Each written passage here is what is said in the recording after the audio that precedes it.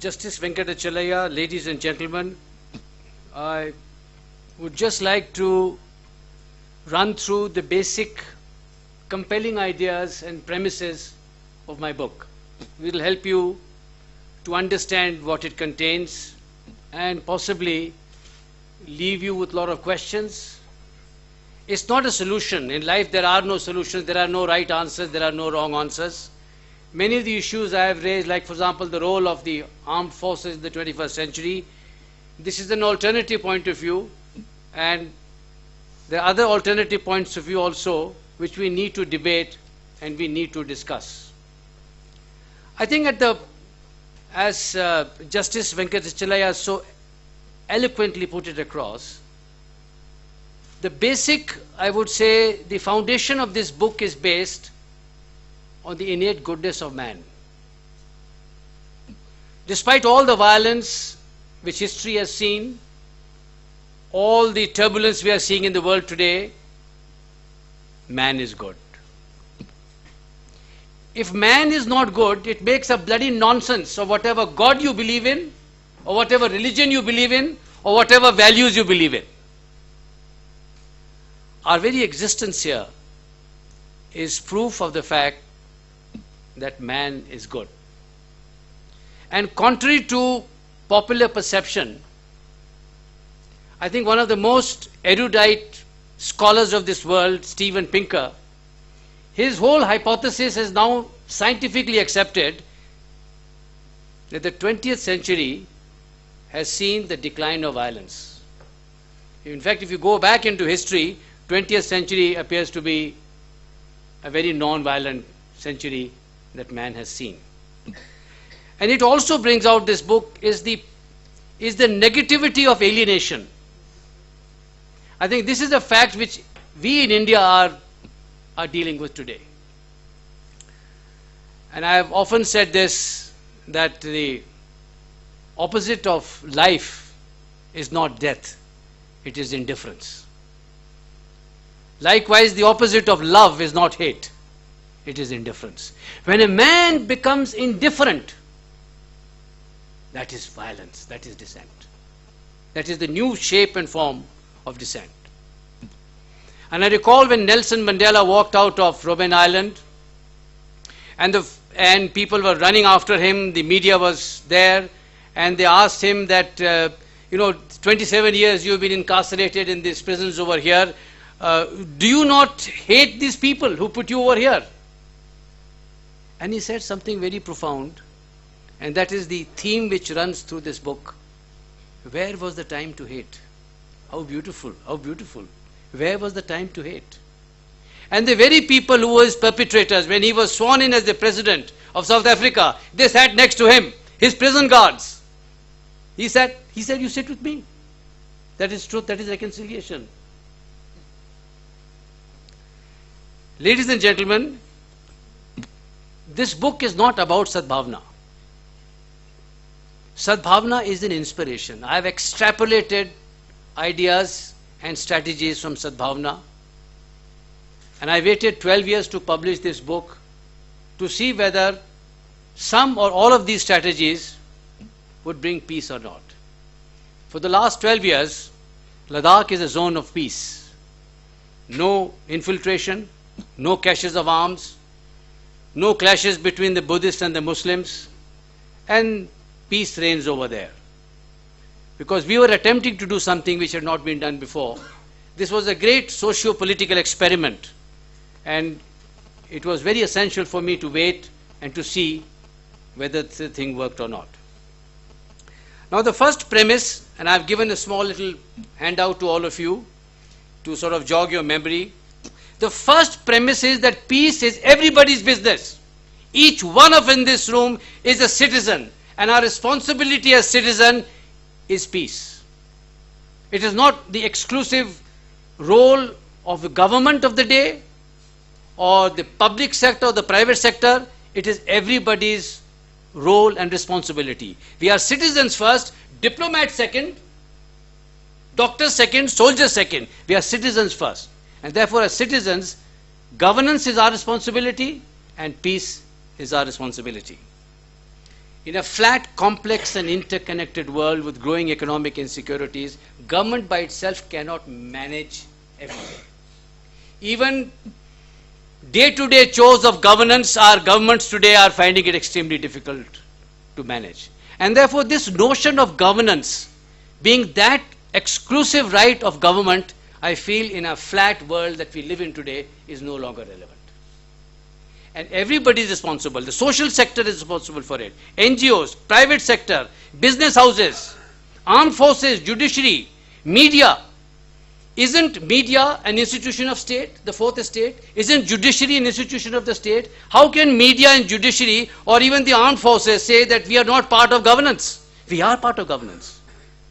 Whereas we have our functional roles to perform, but I think overall we should not lose sight that we are responsible for it.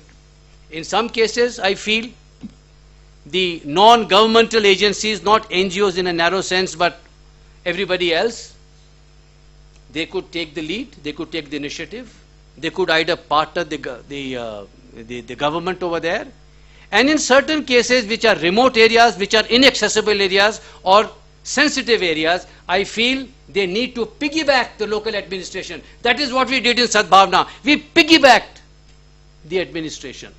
After all, if the house is burning, if people have no food, if snows have not melted, there is no water over there, can we turn around and say, listen, this is not our bloody responsibility, we are not citizens, there is a DC, there is an SP over here, there is a Tehsildar, go to him, why are you coming to me? That is now how citizens respond. And I think that is the essence of the first premise that I speak about.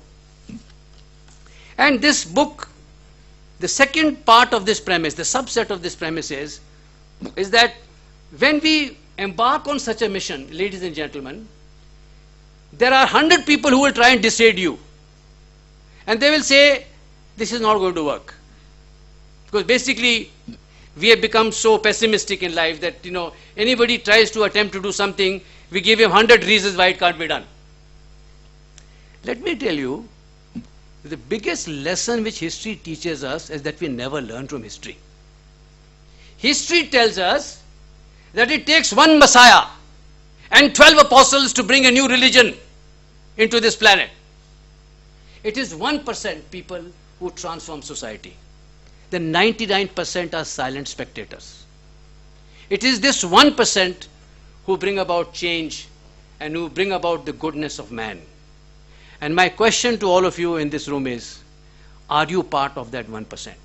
I think we need to seriously go back and ask ourselves this question, am I a part of that 1% or am I part of 99%?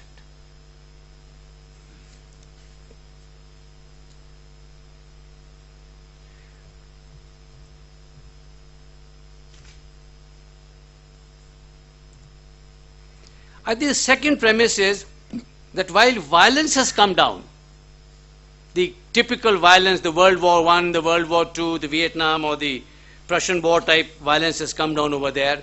I think because of sustainability problems, because of empowerment issues, because of social equity issues over there, there is a rise in protests and dissents.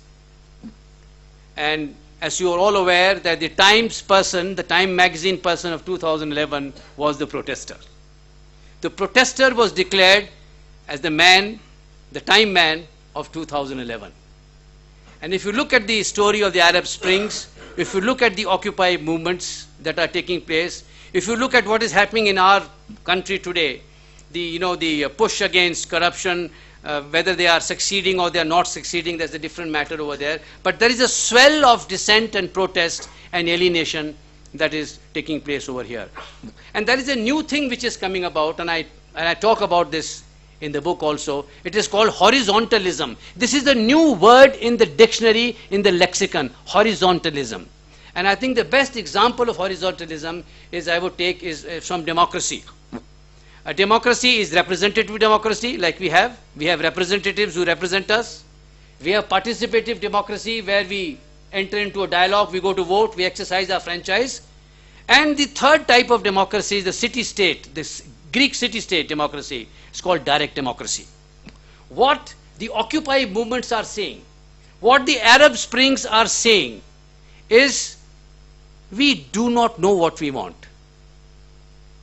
but we know what we don't want. We don't want to be represented by our people in parliaments and Lok Sabhas and Vidhan Sabhas. We want to talk to you directly. We want to ask you some questions. We want to hear you. And this is a new movement which I think has started, and we need to give weightage to. And of course, I think a big challenge for leaders in the 21st century is going to be, is this last bullet which I have shown over here, is that leaders must learn how to encourage dissent and how to manage dissent. Dissent is not to say, I couldn't care a damn. Dissent is not to burn buses. Dissent to say, Daddy, I will do what you're asking me to do, but I do not agree with what you're asking me to do. That is dissent. That is intellectual dissent.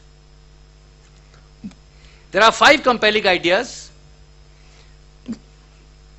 In this hall over here, we got some very eminent generals of the armed forces over here. And I will take off from where Justice Venkatachalaya said.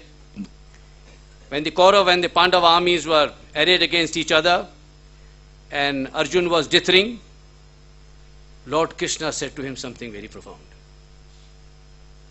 He said, the aim of war is not to kill,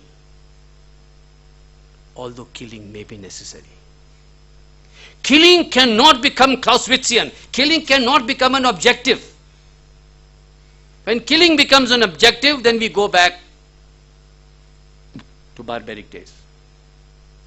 And I feel, this is a minority opinion, this is a very minority opinion which I am voicing, is that in the 21st century, where war as an institution is getting outdated because of the interconnectivity of the world, because of globalization, because of the need to have legitimacy. A country cannot go to war without legitimacy. Because of the human costs, the material costs of war. War is itself becoming very outdated today, especially in the context of India, Pakistan and China, which are nuclear states. And therefore, war as a solution today, I feel, is an unthinkable solution over here. Therefore, this book argues that the role of the armed forces is no longer to win war. It is to prevent war. And how we prevent war? Well, you'll have to read my book about it, or we could discuss it. The second compelling idea is about what is national security. National security is not the sum total of guns and tanks. National security to me is human security. If the people of a country are not secure, national security is not in place. I think at the core of this is human security. If people in a country are unsafe, if minorities in a country are unsafe, if the poor people of this country have nothing to look forward to, if the aspirations of the people are not being addressed over there, that is human insecurity. And as long as human security lasts, national security will not be in place. And in my experience, and I'm sure the other generals over here in the audience would have experienced similar things over here, that the military derives its strength from the people of its country. The day the people of a country withdraw their support for the armed forces shall fail. Vietnam is a living example of what I have said over here. It's very important that when we talk of winning the hearts and minds of people, it is not only the hearts and minds of people to solve political problems and social problems. The armed forces can only do well externally or internally if the people are with us. It's very, very important to garner the support of people.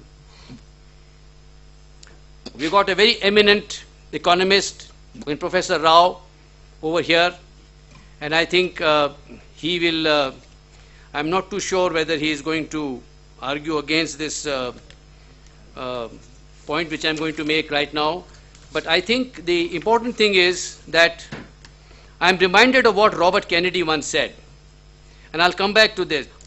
Whenever we have a problem in India, or whenever we have a problem in Africa, our answer is set up more hospitals, give them more airports, give them roads, give them schools, give them strong governance over there, and we hope that the problem will get wished away. Ladies and gentlemen, this is a myth. Those strategic planners who think that by throwing money away and by constructing roads and bridges and hospitals and this and that and giving them governance and giving them growth and giving them GDP and giving them GNP is going to resolve the problem, they need to review this whole thinking. The Arab Springs is a living example that this thinking does not work. And Robert Kennedy often said that the GNP measures everything. GNP measures everything except what makes life worth living. And ladies and gentlemen, I think we as leaders in society need to look beyond economic definitions of progress, happiness and peace. We need to look beyond. GDP must translate into happiness of a society. If GDP does not translate into happiness of society, it's not worth it. We need to work more on it. Winning the hearts and minds of people is a shibboleth. You cannot win the mind of the people unless you win the heart of the people. Heart is about trust. If the people don't trust you, they will not trust all the intellectual arguments that you're putting out. All this great philosophy that we are churning out is of no avail. You have to win the hearts first. The heart, the mind is like mathematics. It tells you how to go. The heart tells you where to go. And I think this is something which the armed forces in our country have not clearly understood. Even armed forces in most countries have not understood that winning the hearts and minds, you cannot win the mind of people till you win their hearts first. You have to win their trust first. And trust cannot be won by logic alone. This book talks a lot about women's empowerment, and I feel that women by nature are non-confrontationalist. I don't know how many husbands in this room will agree to that. Women abhor violence. They're always at the receiving end of violence. And if you empower women, you improve their quality of life in society. They are the true stormtroopers of peace. And of course, education. I need not tell you that education is of course one of the most powerful tools to bring about this thing, to bring about change in society.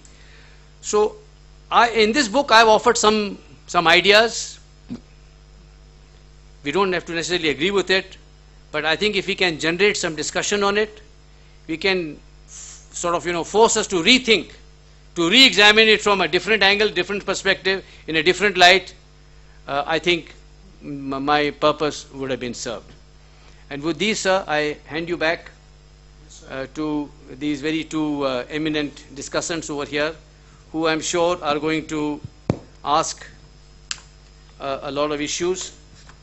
I would just finally close by saying that whether we are CEOs of companies, whether we are commanding officers of units, we are heading hospitals or whatever business we are doing over there, we have to look at the aspirations of human beings. You cannot buy silence of the people. You cannot buy silence of the people for long. And I think this aspiration of people for freedom, for democracy, to intellectually dissent, to say, I will do what you are saying, but I don't agree with what you are asking me to do. Unrestricted access to knowledge and free expression, I feel, is more important than just going in for GDP and GDP alone. Thank you very much.